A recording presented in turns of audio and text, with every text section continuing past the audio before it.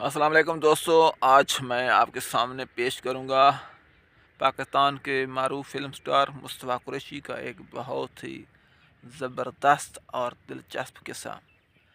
तो दोस्तों, मुस्तफ़ा कुरैशी साहब कहते हैं कि एक दफ़ा मैं फ़िल्म की शूटिंग कर रहा था, तो डायरेक्टर और उसके साथ था एक घोड़े का मालिक जिसको साइस कहते हैं। तो डायरेक्टर और साइस ने मुझे कहा कि आपने इस घोड़े पर बैठना है और जीप के पीछे आपने घोड़े को भगाना है। तो घोड़े को अगर आपने भगाना हो तो आपने बोलना है गो। जब आप गो बोलेंगे तो घोड़ा दौड़ पड़ेगा, और जब आप हॉट कहेंगे ना, घोड़ा रुक जाएगा। तो मुस्तफ़ा कुरैशी साहब बड़े दिलचस्प अंदाज में ये कैसा बयान कर रहे थे कि अब जब कैमरा ऑन हुआ तो फिल्म डायरेक्टर ने कहा एक्शन। मैं घोड़े पर बैठ गया। घोड़े पर बैठने के बाद मैंने कहा गो। तो घोड़े ने भागना शुरू कर दिया। आगे जीप जा रही थी, तो थोड़ा फासले पर जाकर टीले वगैरह शुरू हो गए। ना हमवार ज़मीन थी, बिल्कुल वीरानगी का आलम था। कभी गड्ढे आ जाते थे, कभी टीले आ जाते थे, झाड़ियाँ भी थीं। तो उस वीरानगी में घोड़ा घबराहट का शिकार हो गया।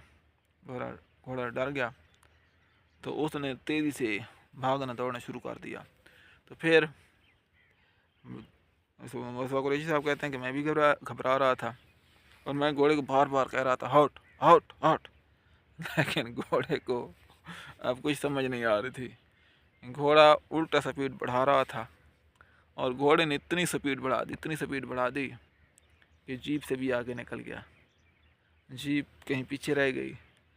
अब मुस्तफ़ा कुरैशी साहब एक और दिलचस्प बात बताते हैं कि मेरा जो गेटअप था उस फिल्म के अंदर एक वहशी का था। बड़े बड़े बाल थे, और ड्रेसिंग भी अजीब किस्म की थी, डाकुओं की तरह। और इसके बाद बंदूक भी हाथ में थी। तो मैं ये अब सोच रहा था कि अभी आगे थोड़ी देर के बाद गांव आ जाएगा, तो गांव वाले लोग तो ये समझेंगे कि कोई डाकू आ रहा है। तो कहीं ऐसा ना हो कि वो मुझ पर फायरिंग शुरू कर दें और मुझे मार दें। तो मुस्तफ़ा कुरैशी ये सच्चा वाक़या बता रहे हैं, वो यानी कि डर रहे थे, तो ये हकीकत है। तो मुस्तफ़ा कुरैशी साहब कहते हैं कि घोड़ा गाँव में पहुँच गया, लेकिन अल्लाह ताला का लाख लाख शुक्र है कि फिर घोड़ा जो गांव की पंचायत थी वहाँ पर घोड़ा जाकर रुक गया, और इस तरह मैंने कोई सुख का सांस लिया।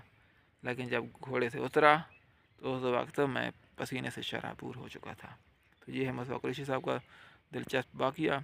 इसके साथ ही अकरम ख़ान को दीजिए इजाज़त। अल्लाह हाफ़िज़।